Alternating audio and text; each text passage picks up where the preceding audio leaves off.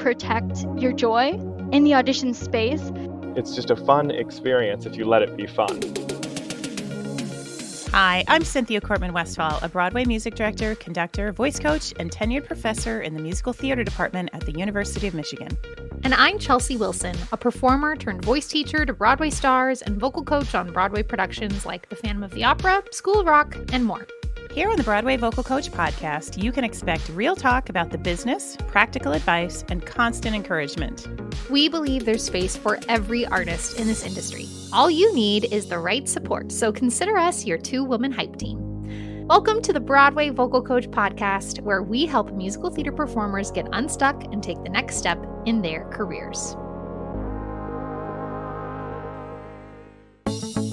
If you're a junior or even a sophomore in high school, or the parent of one, a lot of online chatter would have you believe that you need to have already finalized your school's list, pick your college audition material, and be practicing your pieces with a private coach on a weekly basis.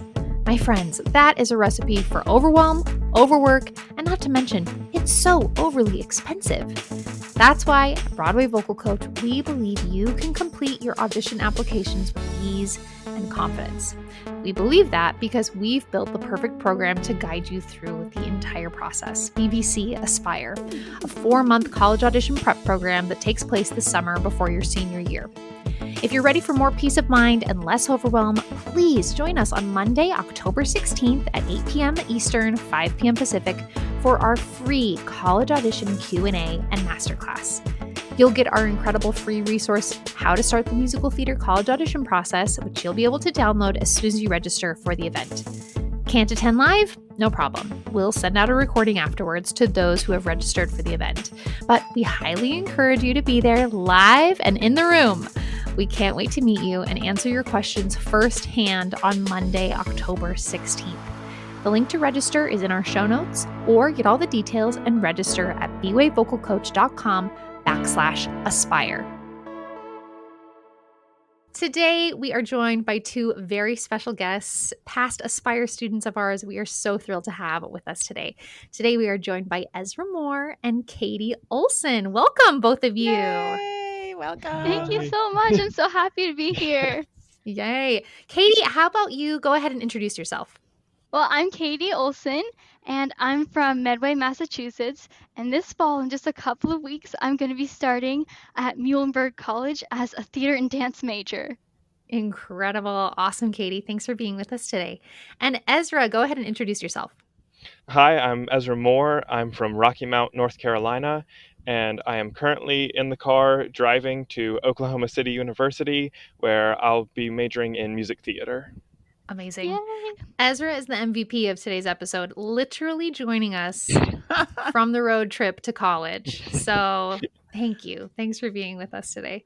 So like I've already mentioned, Katy and Ezra were just two of our BVC Aspire students from last summer, from 2022, and they are headed off to school this fall. And we thought it would be an awesome opportunity to chat with them right before they embark on this new adventure to talk a little bit about their experience going through the college audition process. So I'm very excited to have this conversation with the two of you. Let's start with this. What did you know about the college audition process before you started? Can you even remember? I mean, I know now you know so much, but do you remember what you knew at the very beginning before you started the process? And how did you feel about it at that time? Let's start with Katy. Okay, so in this room that I'm in, actually sitting right now, my mom and I sat down and had a conversation about whether I wanted to pursue this because it was just going to be so hard and so competitive. So I went into it feeling really determined. And then I found BVC Aspire and I'm like, oh my gosh, there are so many other programs out there. It's not just BFA programs that will meet my needs. So then I felt really relieved and also determined. So when you started, did you have any idea what different types of programs existed and what types of schools they were? What was your knowledge of all of that? I knew about BFA programs and I thought that was the way to get it done. And that was the only way I would get training in singing, dancing, and acting. And I am just blown away by the sheer number of schools that have all those three things, but so many different names for them and different concentrations for them. but I could learn the same skills at a different school that maybe didn't have a BFA, but I could still get what I needed out of it. That is such a great point. Oh, I love that. And how about you, Ezra? What did you know at the very beginning of this process? Yeah, I pretty much just knew I need to sing a little bit, maybe act some, and that's pretty much all I knew. Didn't even know BFA was a thing. I had a voice teacher who had told me about OCU, and that was pretty much it. That was pretty much all I knew. So I was going in pretty blind, and BVC Aspire helped a whole lot with that. With that point, Katy, what you said about learning about all these different degree programs, Katy, you're going into a BA program at Muhlenberg College. Is that right? That's right. I'm getting a BM. Yeah. Okay. So it's a BM at OCU and a BA at Muhlenberg. And both of you will be studying theater, dancing, and singing. Exactly what you said, Katy. There's so many options, and understanding that different programs and schools might have what you need and opening your eyes to programs outside of what you originally thought is a huge part of the audition process, in my opinion. Or at least that's what I've found for a lot of the students and families that we've worked with. What would you say surprised you the most about the audition process or just the application process in general? What do you think, Ezra? What surprised you about going through it yourself? I was kind of surprised by how many different things there were to do, because you still have to do all the normal college application stuff of writing essays and doing Common App and all that, on top of preparing monologues and songs and dances. And some schools require different things, so you need a different cut of a certain song. And there was just a lot to do, but it was still manageable. Katy, what about you? One thing that really surprised me was just how fun virtual auditions can be, because I told myself, like, I'm an in-person person. These might be challenging. And then a close mentor of mine said, find what works really well for that space. And so then I realized, like, I can play my guitar until they literally connect me. And Cynthia, I always love what you said about that moment of connecting on the Zoom call of humanity. And that fueled me because I didn't like walk in a room and they were expecting me. I popped on and the connection worked and we were all happy. And I think I wasn't expecting virtual auditions to be one of my favorite parts of this process.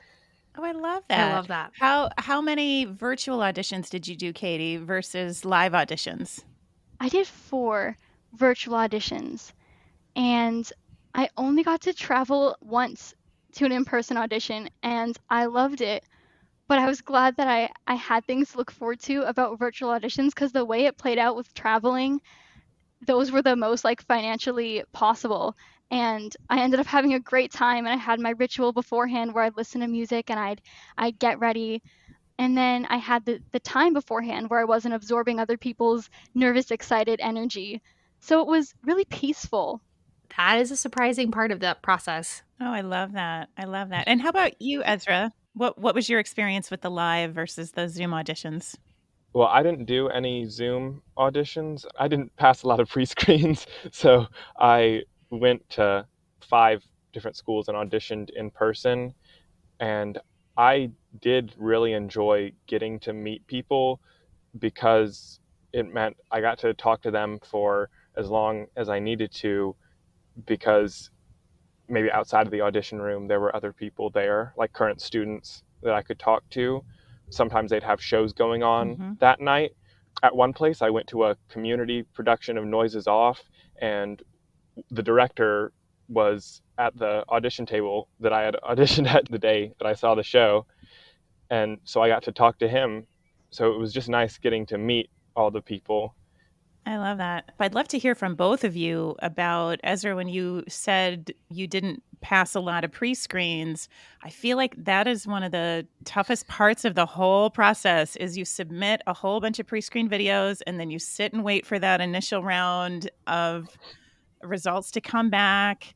How was that for you? I mean, I know from the outside looking in, I think, oh, you had 5 responses. That's fantastic. Yeah. But that's my point of view. How did that feel for you? Is that, I'd love to hear from both of you. Did that feel like a heavy disappointment? Did it feel like, you know what, I'm right where I need to be? Did it feel like, okay, better than I thought? Where was your headspace with all that, Ezra? Well, So from the beginning, the goal was always OCU, honestly. So the first place that I submitted pre-screens to was OCU, and so it was the first place I heard back from, and I was really excited because I passed, and then I kept getting denials and denials and denials, and I added some more safety schools, and I was really nervous that I wasn't going to get in anywhere. And then once I actually auditioned in person, they all went pretty well, and I made it into my Extreme Reach dream school by the end. I think this is proof too that like it only takes one. It only takes one to find the school that's the right fit for you, right? We think like, oh, if I apply to 12 schools or 15 schools, I hope I get 12 pre-screens back, and go through to the live audition. But like, you only get to choose one school in the end. You only get to choose to go to one school in the end. Katy, what was that process like for you? And what was it exciting to hear back from your pre-screens? Was it disappointing? What did that feel like? Well, Ezra, like you were saying, as they started to roll in the acceptances of the pre-screens and the denials, I was like, whoa, might need to lean into these safety schools a little more. And that just happened to be going on while my mom was on the phone with her best friend, who overheard my little bit of panic. And she was like, you know what? Don't think of it as like rejection versus acceptance. Think of it as the unveiling of where you're going to go. So that made it a lot easier as the rejection came in or an acceptance came in. I was like, that's a possibility. That's staying in the final round, but that one got out right away. It wasn't the right school. So it kind of made it like a game and exciting. I love that way of thinking, like an unveiling. That's fantastic. I love that. Yeah, it helped me a lot to think of it that way. How about you two? Is there anything more you want to share about your pre-screen experience? Yes, I would like to say, don't film all your pre-screens in one day by yourself, because I decided it was a great idea to film all of my songs and all of my monologues and my dance while wearing sweatpants on the same day. And I was exhausted by the time I got to the dance portion, and it did not turn out well. So it's fine to split it up. That's really good pre-screen advice. I think with that, this brings me to one of my next questions is, and this could be about anything about this process. What do you wish other students and parents knew about the college audition process before they get started? Before going down this road, what do you wish they knew?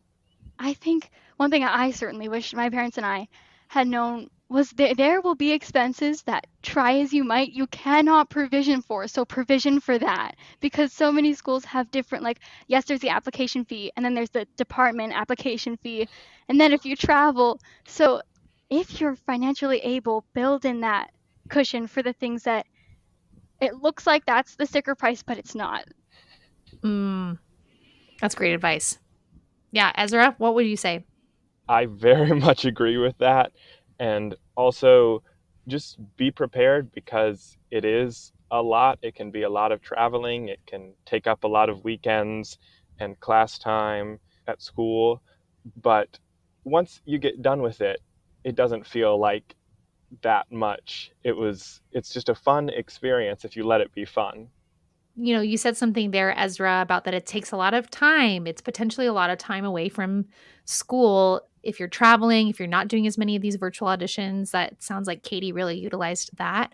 But you two, talk to us about your timeline. How did you feel like the time was in your senior year? Did it feel like, okay, wow, I have time enough to do the fall musical, or I don't, and I have a part-time job, and I didn't ever see my family or my friends? Like, what was the time investment like to go through this process from pre-screens all the way through to live auditions? What did that feel like for you guys?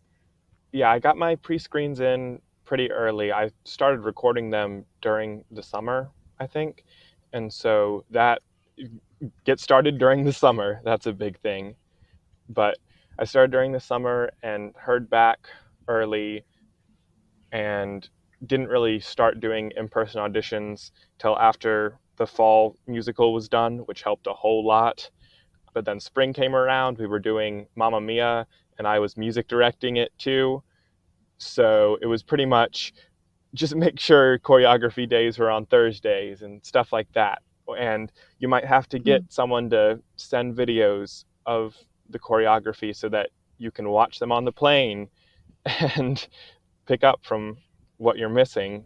But honestly, if you view it as a fun weekend where you get to do something different and meet new people, it's a whole lot easier. It's fun. It can be very fun. Yeah. It is a lot of time, though. It's a lot of time. I mean, it's whether you're actively involved in the application process or like the filming of your pre-screens or writing those essays, it's still a lot of takes up a lot of like mental real estate, don't you think? Just for Yes. all of senior year. Katie, what was the timeline like for you? And how did that feel for you? Just how you invested your time? Ooh, well, Ezra, I like what you said about it's fun if you let it be fun, because that certainly helped with like the mental piece of it. My timeline was a little bit later because I got out of my intense like summer training program and launched right into BVC and getting ready and getting my pre-screens set to go. And then I had to change material, which I did have a backup piece.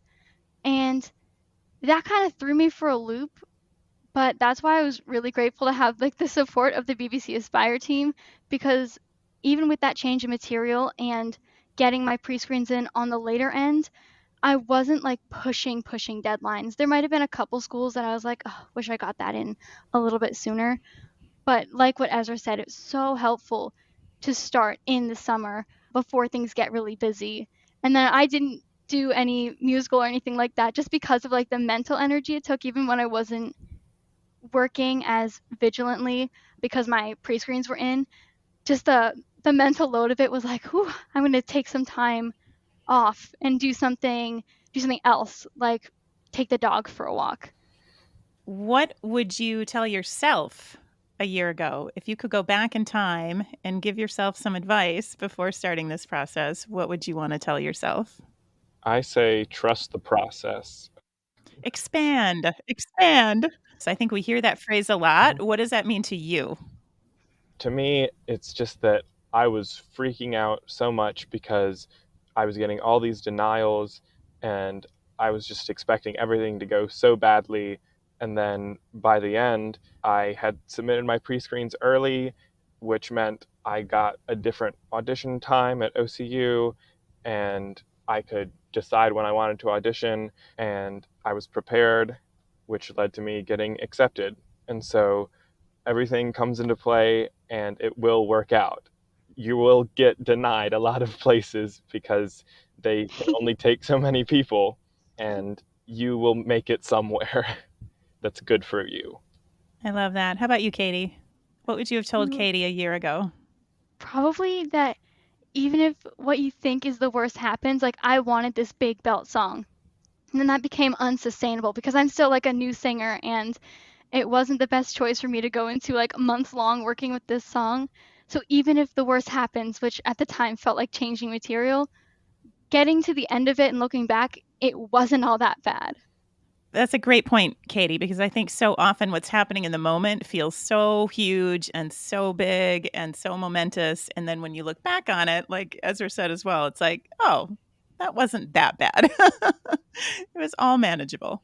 I remember for myself going through this process, like it's the most important thing I had ever done. You know what I mean? It's like this determines my future, my career, everything in my life, right? So you're totally right, Katie, that like in the moment, this feels like the worst thing that could happen to feel like I've got to change my material because it's not the best thing for me right now, or to get that rejection from the school that I thought was the place I was going to end up. But I think that's just such great perspective that you two already have a year out to say, you know what? It's all part of this process. It will be revealed as we go along where I might end up at school. I love that. And you will continue to do other important things that have an impact on your life as an artist and your career as an artist. And this is just one step in that honestly lifelong journey. So I applaud you too for your perspective even at this point as you're heading into school. That's really great. That's really, really great. Ezra, you mentioned this, how difficult it was to get these pre-screen denials. And I think literally everybody goes through that. Everybody in this process is going to go through that and have, submit all those pre-screens, and then they're going to start getting some denials. What is some advice you could give to folks who are about to start this process? Is there a mindset that helped you get through it? Is there some support that you felt really helped along the way? Was there like some self-care you did? What were your strategies? What advice could you offer folks who are about to embark on this? Honestly, well, the biggest thing I did was listen to Move On from Sunday in the Park with George a lot. Um, Oh, that was my big I thing. love it. But That's but great. but also That's so just good. acknowledging that you are getting acceptances too, and you're going to get denials as well. So celebrate the acceptances, and if you get a denial, you weren't a good fit for them, and they're not a good fit for you. And so there's no need to waste your time on a place that is not going to be right. And move on. Ezra absolutely said it. Mhm. I love that. What do you feel was the smartest or most helpful thing that you did for yourself in this process? Katy? Definitely talking to admissions counselors. So I don't know if this is helpful to anybody listening who's had a unique education that's even a little bit different than like public school, but I emailed those professors first thing when the school year started, and even in the summer, I emailed those admissions counselors and I set up video chats with them. And that is definitely the most helpful thing I did because it gave me a chance to share, like, this was my education. I was an off campus learner and I designed my curriculum. This is how it worked. And then it gave me an opportunity to ask questions about, like, hey, this is on my transcript. Does it match up with your school's requirement? And there were a couple of schools where they're like, no, it doesn't. So it was a good thing I didn't spend, that $50, $60 on an application when it wasn't a possibility. So even if I'd say if your school has a different type of volunteer program that isn't reflected well in your transcript or somewhere in your essays, get on that call and talk to them and say, this is what I'm passionate about. This is what I did. How will that be received at your school if it doesn't already exist in a club? Can a new student start it? Because that's how I found out what schools would be a good fit, what schools would be excited to have me. And also, it was a great opportunity to ask, can you connect me with the head of this department? Can we video chat? So I don't think there's a single school out of my, 15 to 20 schools list that I didn't get on a video chat with, and both faculty from the department and an admissions counselor. And that ultimately is what helped me make my decision because I knew right away talking whether it felt like a good fit for me and what I wanted to do at the school would be supported or something that wasn't a good fit. So that's one. And then I kept track of all those connections because that is a lot of emails back and forth. Yeah. So my mom and I kept a careful doc of when and who I reached out to, when they responded, so I would respond back on time or send a follow-up email if I hadn't heard back. So those were two really helpful things for the application process. Ezra, anything you wanna insert? I'm going to say the opposite and do the smart things I wish I'd done and didn't do. They're mostly with the auditions. Well, the first thing, don't drink a lot of Dr. Pepper the night before or you will not sleep. Dr. Pepper does have caffeine in it. Practical advice. A lot of caffeine, a lot of sugar. But yeah, get your sleep in. Make sure you know how to sleep in hotels, what you need to do, and sleep the night before, and wear a mask on the plane if you're flying places, because there are lots of sicknesses that fly around these planes, and you will get sick afterwards if you don't prepare yourself, because I got sick after every single audition because I was overworking myself. That's another thing. Don't overwork yourself in the dance call. You can drink water and take breaks and hold back when you need to. Don't overstrain yourself. Stay healthy because it is a very strenuous process and health is very, very important.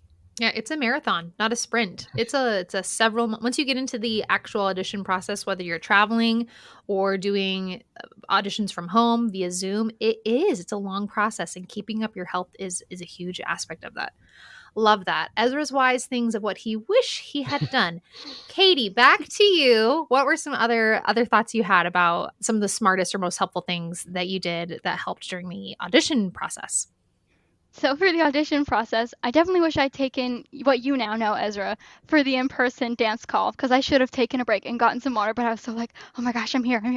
But the other two things, I was really grateful I had mentors like both of you at BVC to help me figure out how to be in those rooms. And I had another close mentor who gave me these words: protect your joy in the audition space.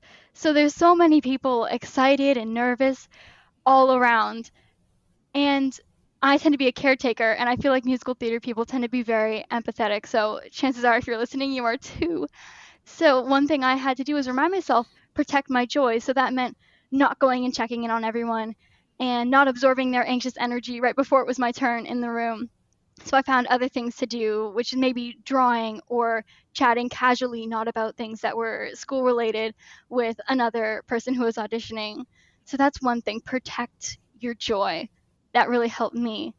And then the application and audition process, I thought about what I wanted to be doing as of right now, and I kind of tailored what school I picked. I mean, that seems like the most basic thing to do, but I knew that I want to be in cats, like you, Chelsea.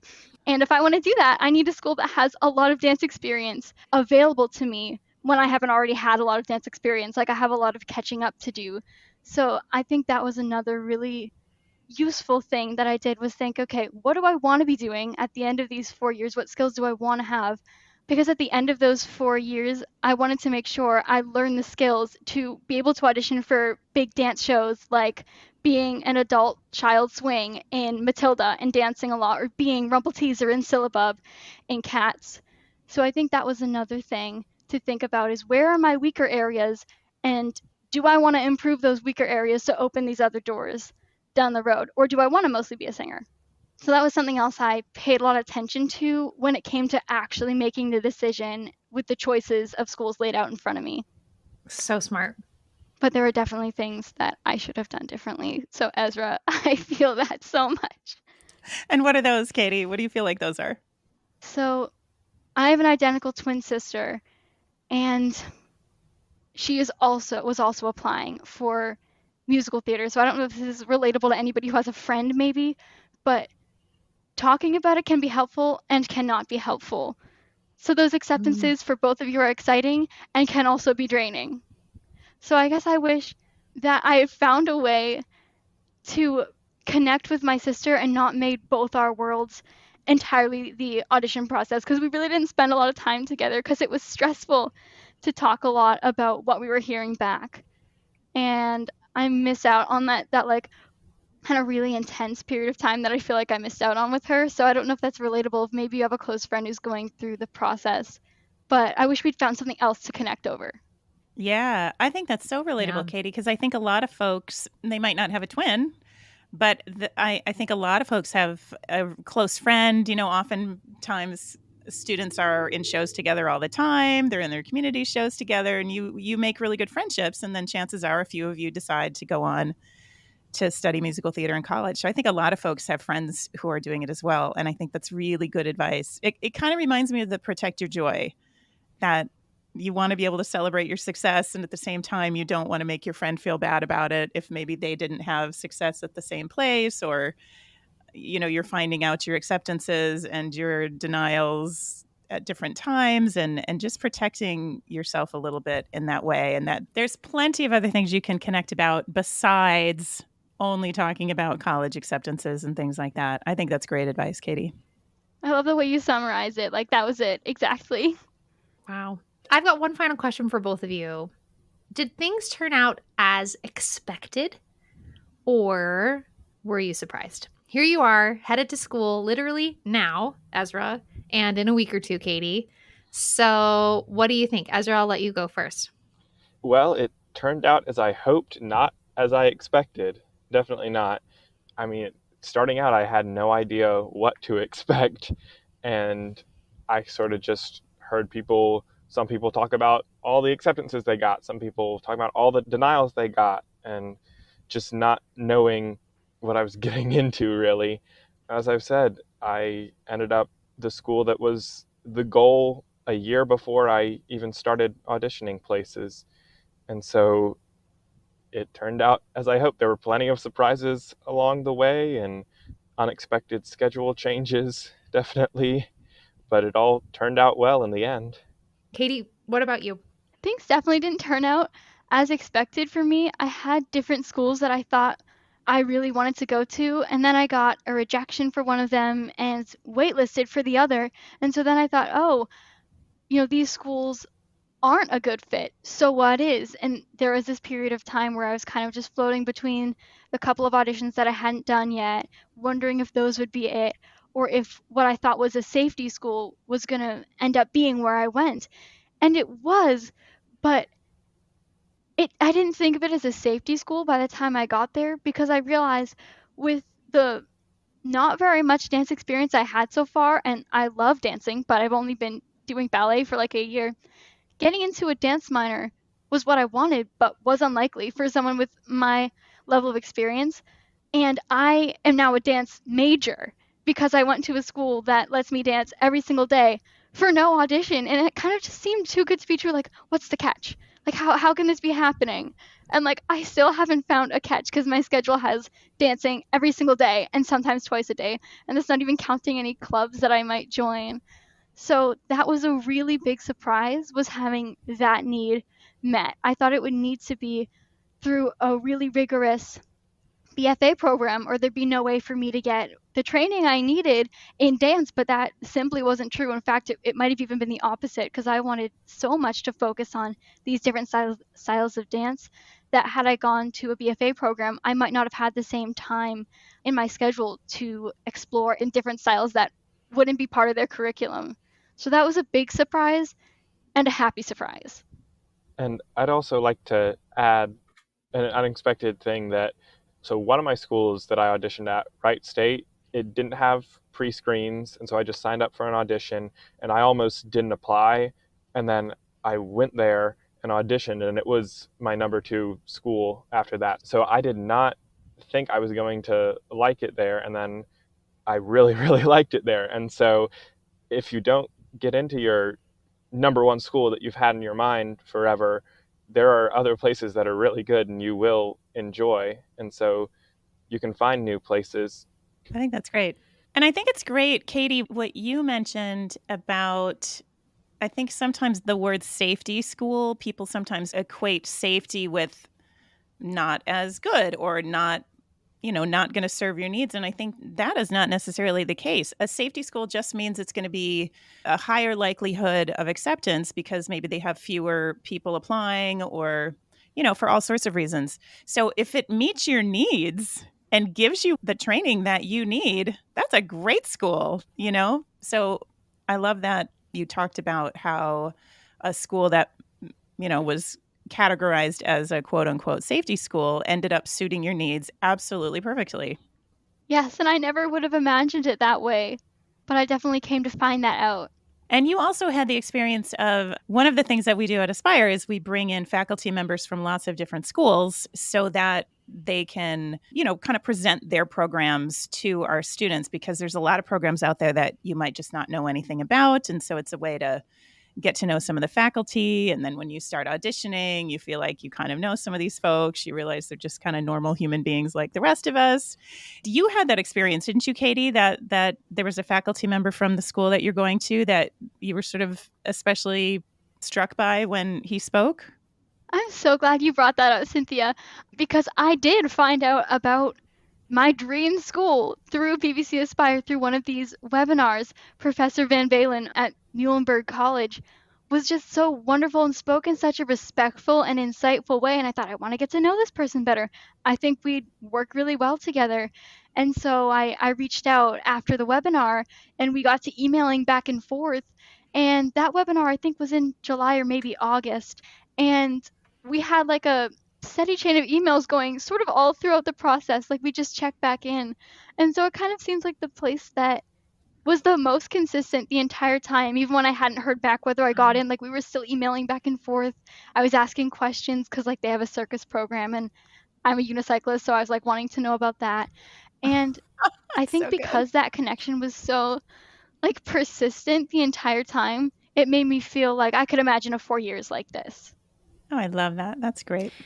And that also speaks to something that you said earlier, Katy, about like you really followed up. You were keeping on track of the communication with these schools. And I can only imagine that for anyone who takes the initiative to reach out and learn more about these programs and follow up with connections that they've made, that only works in your best interest. It shows that you're interested in the program. It shows that you are curious. It shows that you have questions, that there are things that you're passionate about and you want to see if you align with them.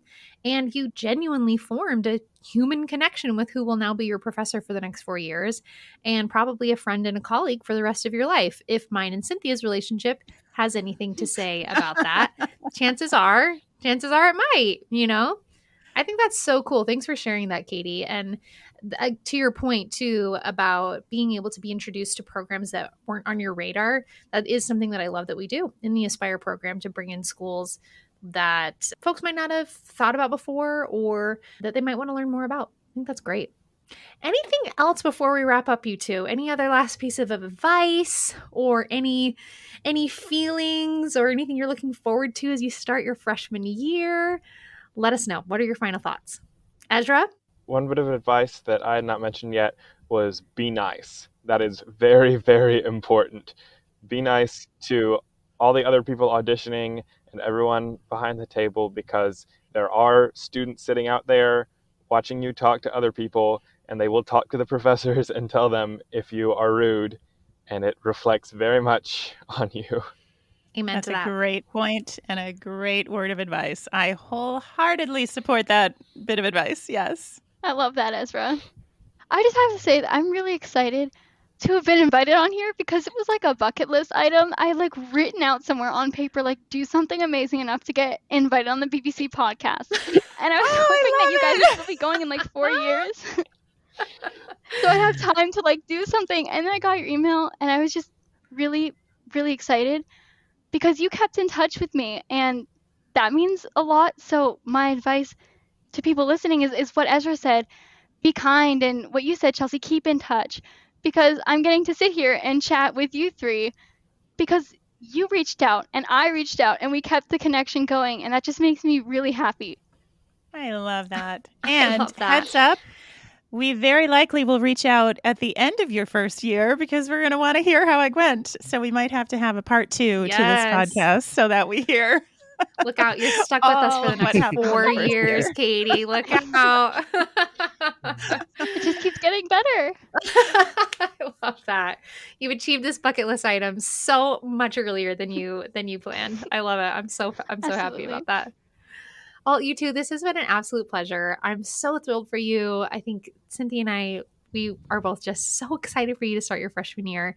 We feel so honored to have been a small part of your application and audition process. It's been such a joy to watch your journey. I remember meeting you for the first time in the spring of 2022, or, starting the Aspire process around that time. And look at you now. It makes me feel so proud and so just happy for you. You put in the work, you put in the time, and it's really just an honor to have been a small help, a support along that journey for you guys. So thank you for being with us here today. It's great to see you. Thank you. Oh, you weren't a small part. You were a big part. So thank Very you. big part. We're so proud of you. You got We're so it. proud of you both. Yeah. All right, you two. Thanks for being here with us today. We'll catch you later. Thank Bye. you. Thank you. Bye. If you enjoyed today's episode, take a screenshot and tag us on Instagram at BWay Vocal Coach. Share this episode with a friend, and please consider leaving us a review. And remember, our podcast listeners can save 15% off your registration in our Academy course with the code PODCAST15. If you're ready to take your next step, but you're not entirely sure what that should be, then we invite you to take our quiz. We'll strategize with you to outline a roadmap to your unique goals. Plus, from there, you can book a consult with us. Visit bwayvocalcoach.com/take the quiz. We can't wait to hear your story and help you take the next step in your career.